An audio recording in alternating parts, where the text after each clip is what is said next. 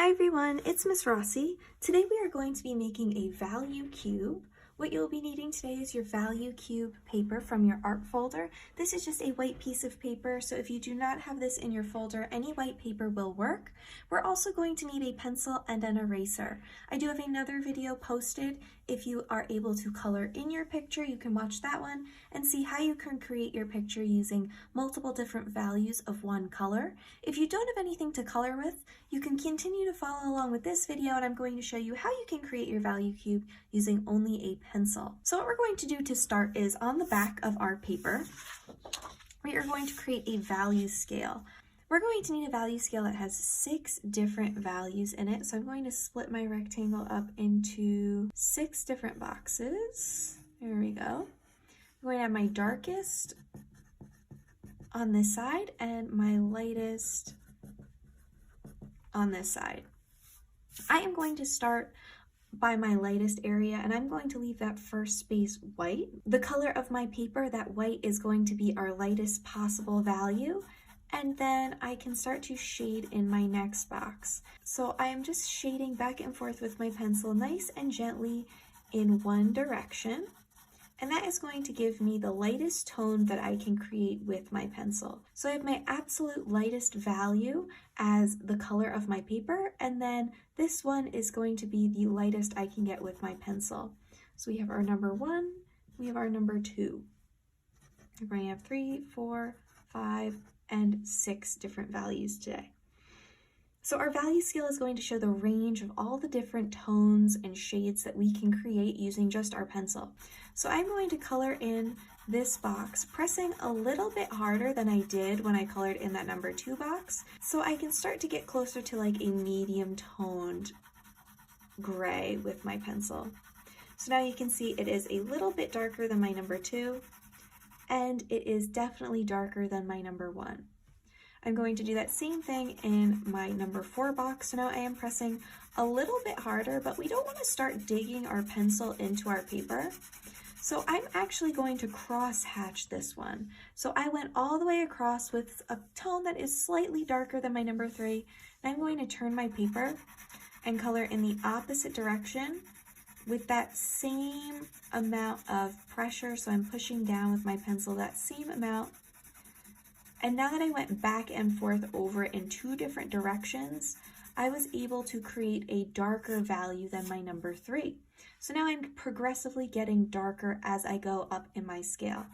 I'm going to do that same thing for number 5. So here I am filling in my number 5 box. I want it to be a little bit darker than number 4. So like I just did, I'm going to go back and forth in one direction to get that first tone that I can, and then back and forth in the opposite direction to make it a little bit darker. And again, I am pushing a little bit harder with my pencil, so my pencil color will be a little bit darker. And now I am actually going to do it again, coming from the corner, making some diagonal marks to really develop that color and make it a lot darker. So for these first 2, I was only going in one direction and then progressively pushing harder. Once I got to number 4, I was going in 2 different directions while progressively pushing harder to get a darker tone. And now in number 5, I have gone in 3 different directions to get the darkest tone. So I had my vertical, my horizontal, and then I had a diagonal going in one direction. And again, you can see it's progressively getting darker. And now in my final box, in my number 6, I'm going to do that same thing. So I'm pushing hardest in this box. Again, I'm not grinding my pencil into my paper. I don't want to make a hole or anything like that. I went my first direction. Now I am going in the opposite direction to make it a little bit darker. I am going to go from the corner as my first diagonal. And then I'm going to actually come down from the opposite corner so we can really get as dark as possible with this final shade. There we go. So now I have all of my different values here. This one I went vertically and horizontally, and then I went in both directions with some diagonal lines. So now I have my entire value scale, so I know all the colors and shades and how to make them for when I draw my value cube. And I also have them numbered so I know what is going to be my darkest, what is going to be my lightest, and how I can get those tones. I'm going to flip my paper back over. And now it's time to actually start to draw our cube. We're going to be drawing just a regular old cube, and then the way that we're coloring it in is going to make it more three-dimensional. It's going to give it form, have it take up space because it is going to look more realistic. I'm going to start by drawing a straight line at the center of my page. Now this is going to be one of the sides of our cube. If you want yours to be perfect, you can use a ruler. I'm just going to eyeball it for now, and that is all right. I'm going to draw another line coming up from the top of my vertical line, and this is going to be coming up from my diagonal, going out towards the right side of my page. I'm going to make that same kind of line coming up and going to the other side. Now I'm going to make another line down at the bottom, and it's going to be coming out towards that same right side, except I need it to be the same angle as the one at the top. So I'm going to make a parallel line.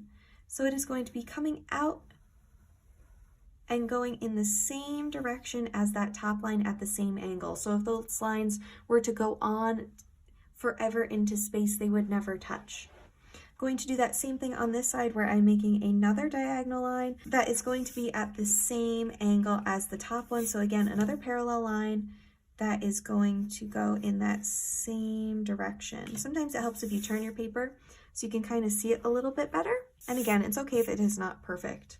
Now I'm going to close off these sides with another vertical line. Now you might want to kind of connect off towards the side and you end up with something that's more diagonal. We do want something that is pretty straight and matches that first line we just drew. I think it is also pretty easy if you try and line it up with the edge of your paper to make sure that the edge of your paper is parallel with the line that we just drew. I'm going to erase a little bit of the bottom there, and I'm going to do that same thing on this side with another vertical line to connect. And now we have two sides of our cube.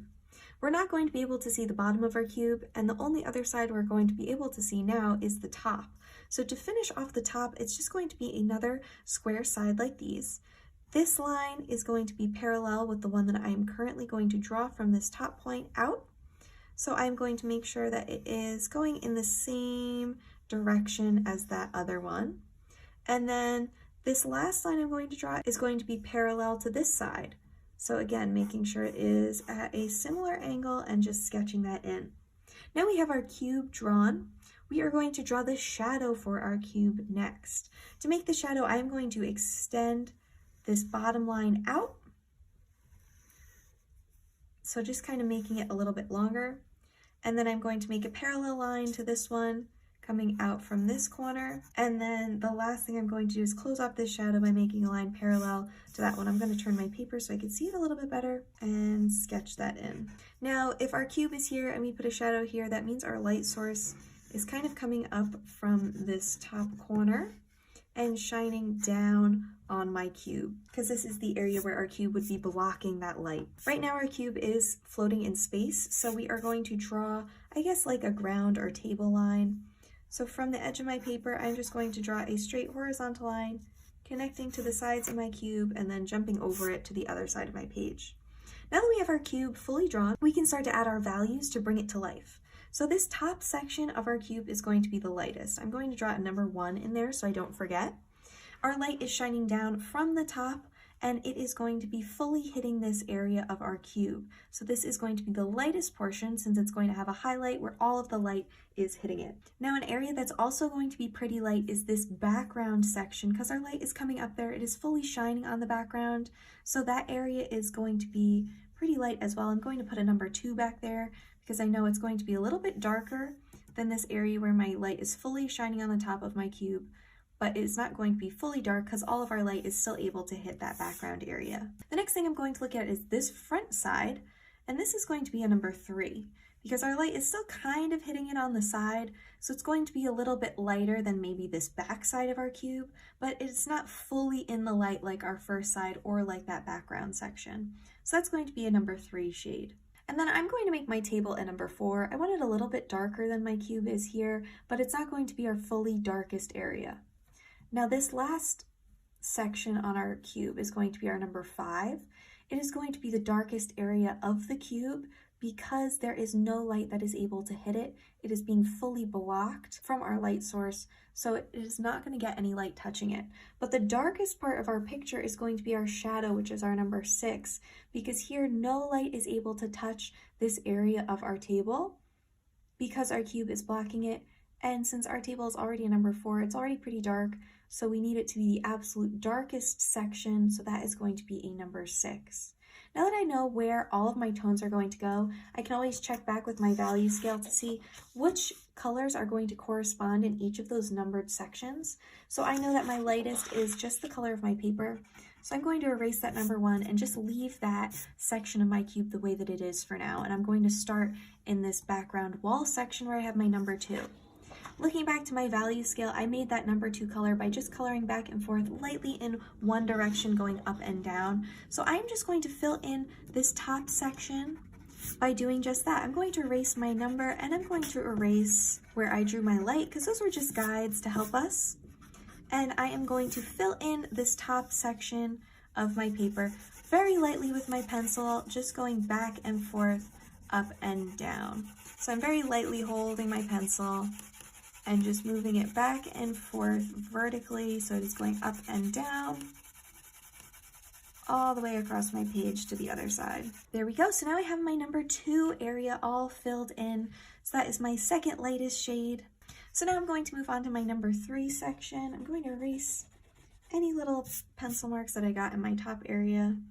And now in my number 3 section, if I look on my value scale, that one is going to be the same as my number 2, but I'm going to be pressing a lot harder with it, so I get a darker color. I'm going to erase that number 3 and then fill in this first side of my cube back and forth in one direction, pressing a little harder than I was when I just did that background wall.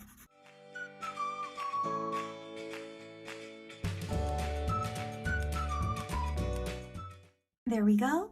Next is my number 4 section. So this is my table. I decided to make my table a little bit darker than the lighter side of my cube. And to make my number 4 value, I cross-hatched. So I colored back and forth in one direction and then back and forth in the opposite direction. So I'm going to do that same thing to fill in the background space. I'm actually going to wait to do that one because I still need to color in these other 2 smaller sections, and I don't want to smudge all of the background by coloring that in and then having my hand kind of moving all over the place there. So I'm actually going to jump to my number 5, which I know is my second darkest shade. I'm going to color back and forth vertically and horizontally and then add a diagonal layer to make it even darker. So I erase that number 5 and I'm going to start again going back and forth the same way that I did for that number 3. So I'm pushing a little harder so I get a darker color, and I'm just going back and forth, up and down.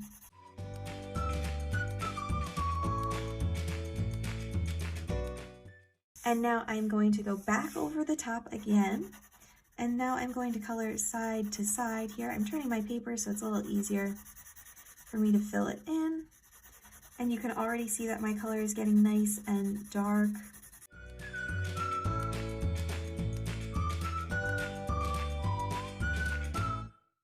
And then I'm also going to color in from the corner on a diagonal to add an extra layer of shade to this one.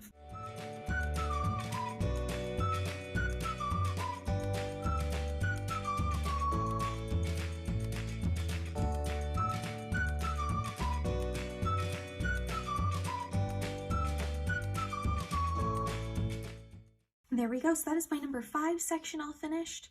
And the last one I have here is my number 6, which is going to be my darkest shade.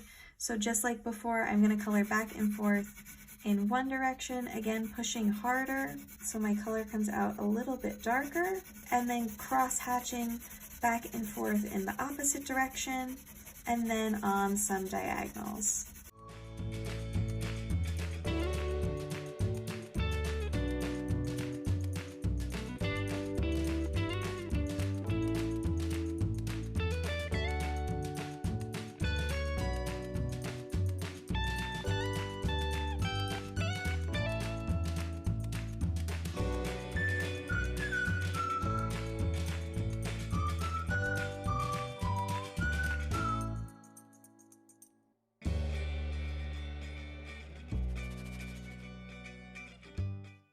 All right, there we go. So my number 6 is all finished, and the last area I have here is the bottom base of my paper, which I labeled as a number 4.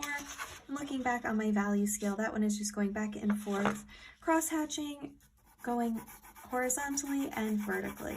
So I can just go in and fill in this background area like that. So this one is going to be a little bit darker than that first side that I colored in, but not as dark as that other one.